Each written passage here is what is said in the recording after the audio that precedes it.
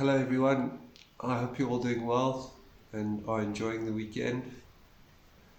Um, I just wanted to say thanks for all the support. Please like, share and subscribe the video. If you have any questions, please let me know in the comments. I'm really enjoying doing the videos and enjoying sharing my knowledge of the guitar. If you want guitar lessons, please let me know in the comments or email me. And then we can get started on this interesting journey of learning the guitar. It's a really intriguing instrument to learn. There's so many options. Practice is important, obviously. Um, yeah. So today I wanted to go through a blues phrase, some phrasing inspired by the great Albert King, a big influence on Stevie Ray Vaughan, and one of the blues greats. So it starts off on this D, which is the 5th fret of the A string, and then we slide up to E, and then we go to G, and then we do 2 on A.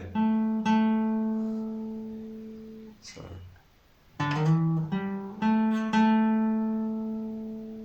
we do a bit of a vibrato on that A, and it's two picks on the A, 2 strums.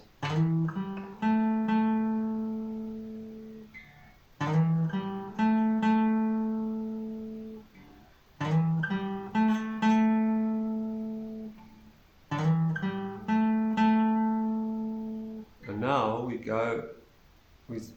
start again, the phrase again on D and sliding up to E. And then we go G, A, but then we end on C.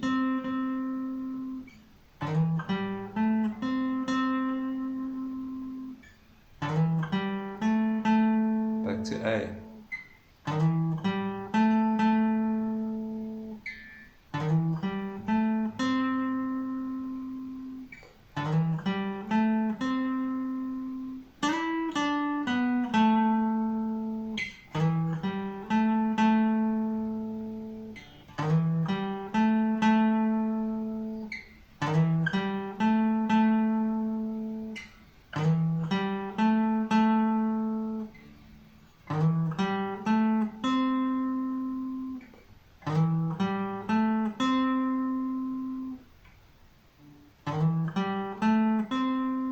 Now we ended on that C, but then we do an extension. We go to C, from C to D, up to E, back to D, and then we go B, A. So.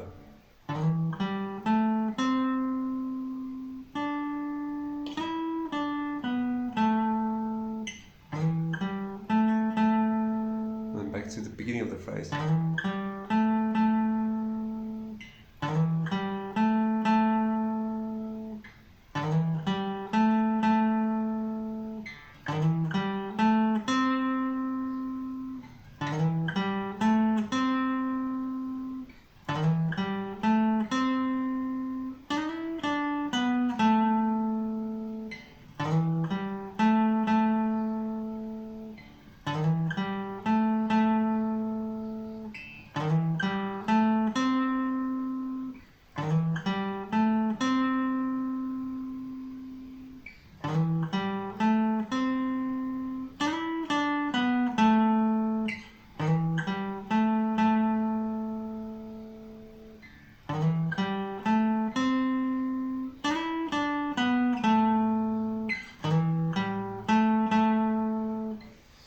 Yeah, so that's really cool.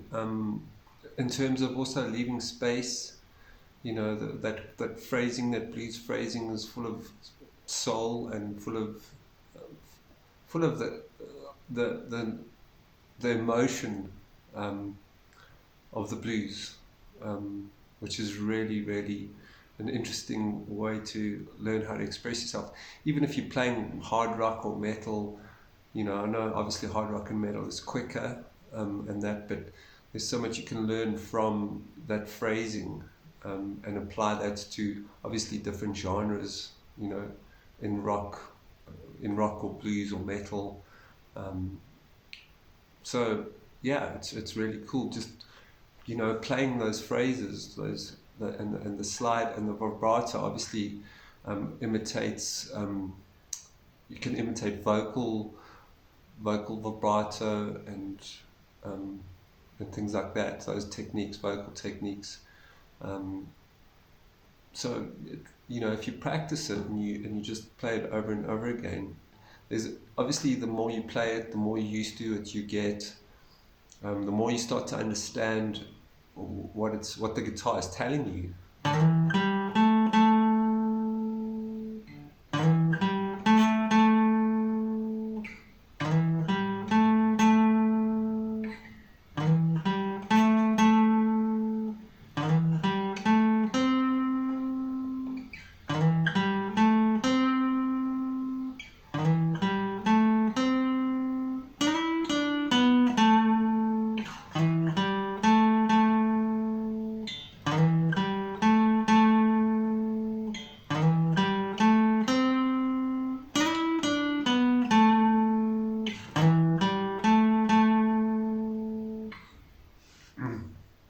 Something else I've been playing around with as well with this phrase, instead of going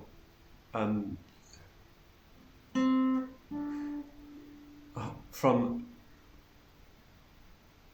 that D to that E, end the phrase, sort of end the phrase with a hammer on, but then I'll move to B. Well, not end the phrase, but sort of bridge the phrase with that hammer on, and then go to B, and then back to D. So and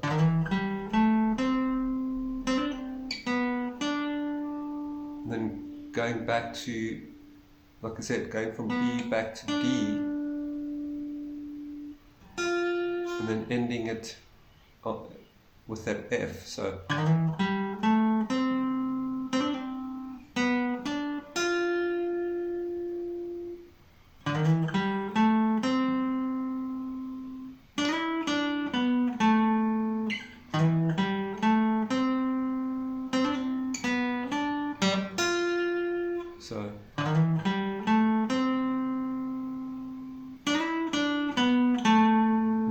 end it in that A, and then start the phrase again.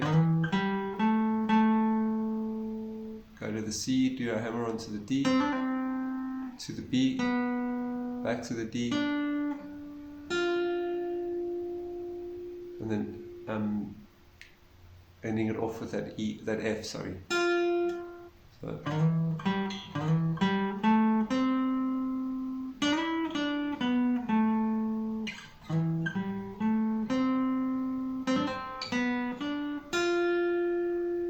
I know it's sort of out of context, but it's interesting to experiment with that last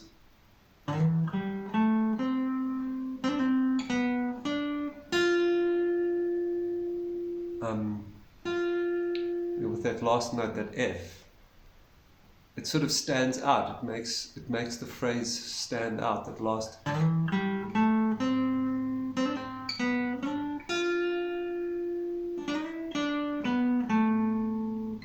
You can start to experiment with those notes and that phrasing, and that it's really interesting, those voicings.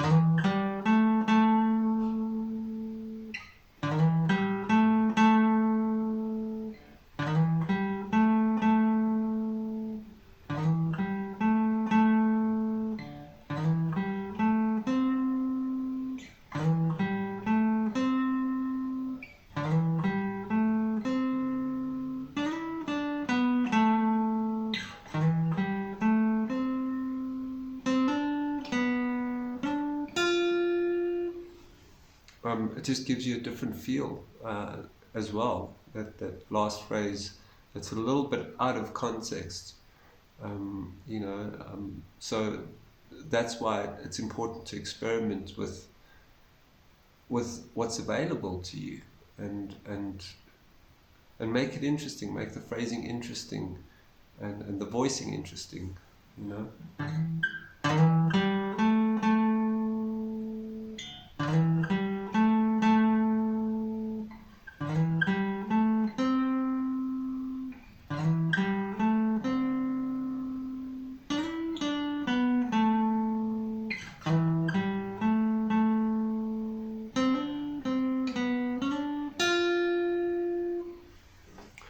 So it's like you're mixing sort of two styles. Because that last phrase, if you hammer on from that C to the D, and you go to B, and then back to D, and then you end in that F, that actually comes from, it's influenced by Django Reinhardt, that minor swing. So I'm just combining and experimenting and sharing my my discoveries, so to speak, with you guys. Please let me know what you think in the comments, and yeah, please share the channel, subscribe, and please let me know what you think of the videos. Take care, and I'll send another one soon. I'll upload another one soon. Cool. Enjoy the rest of your weekend. Have a good week ahead. Take care. Cheers.